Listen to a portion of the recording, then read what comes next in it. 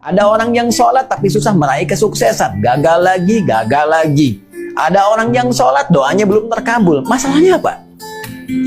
Jadi dari sekian yang dijanjikan itu kenapa belum teraih? Ini pun teman-teman sekalian tidak luput dari keterangan Al-Quran. Tidak luput dari jawaban Al-Quran. Bahkan sebelum saya, Anda, kita bertanya, Allah sudah lebih dulu menyampaikan keterangan kepada kita. Ada dua penyebab yang paling utama yang menjadikan seseorang yang menunaikan sholat berpotensi tidak meraih satu atau bahkan lebih di antara keutamaan yang dimaksudkan.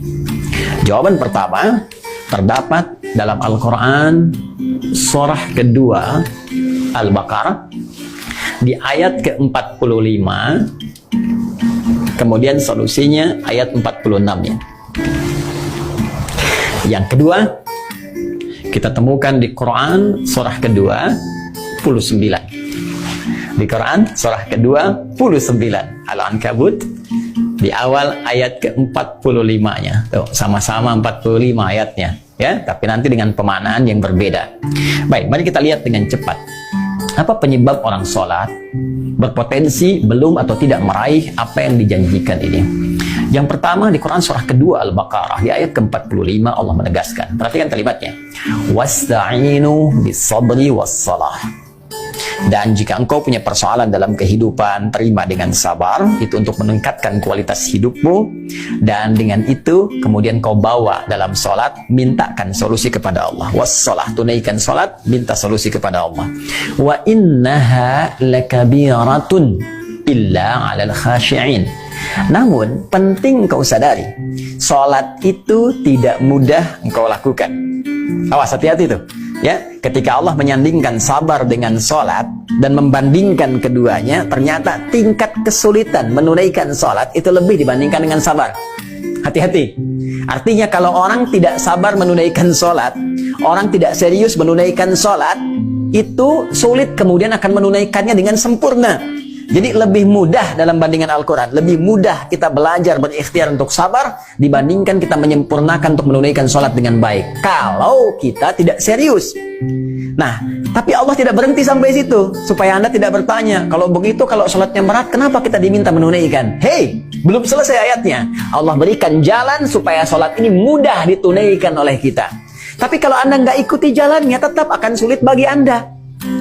Jelas, seperti Anda nggak tahu ilmu sabar. Karena nggak tahu ilmu sabar, susah bersabar. Nggak tahu ilmu sholat, ya susah sholat dengan baik. Maka ayatnya kemudian memberikan penjelasan kepada kita, illa 'alal khashi'in, kecuali bagi orang-orang yang khusyuk dalam sholatnya. Jadi untuk menjadikan sholat itu termaknai, sholat itu mudah kita tunaikan, sholat itu benar kita tunaikan, kata Al-Quran pertama, tunaikan sholat itu dengan khusyuk. Ini poinnya, khusyuk. Jadi kalau kita ingin meraih keutamaan-keutamaan ini yang dijanjikan, hal-hal yang tadi dimaksudkan, maka syarat pertama kata Allah, tunaikan dengan khusyuk. Kalau nggak khusyuk, jadi berat sholatnya. Kalau nggak khusyuk, jadi beban sholatnya. Jangankan saat menunaikan sholat, saat dengar azan pun jadi seakan beban. Suara apa ini? Ini kok panggilan tiap hari datang terus? Ya Allah, iman Anda di mana, Cepi? Jadi kalau kita nggak khusyuk, susah. Nah, karena itu penyebab yang pertama, kalau ada orang belum meraih apa yang dimaksudkan, boleh jadi sholatnya belum khusyuk. Pertanyaan susulannya, bagaimana supaya kita bisa khusyuk sholatnya, ya Allah? Bagaimana cara khusyuk yang baik itu?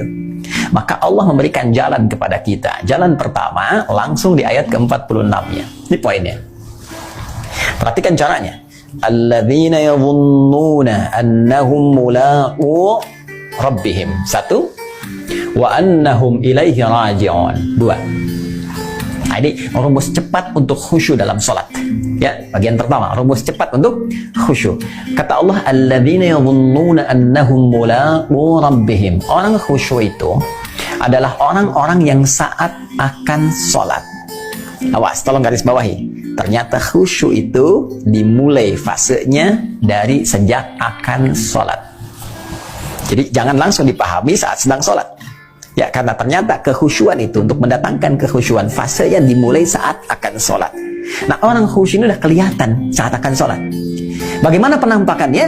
alladzina yadhunnuna annahum mulaqu rabbihim. Orang-orang yang khusyuk itu adalah orang-orang yang saat akan menunaikan sholat, dia sudah menyiapkan diri dan merasakan akan menghadap kepada Rabbnya.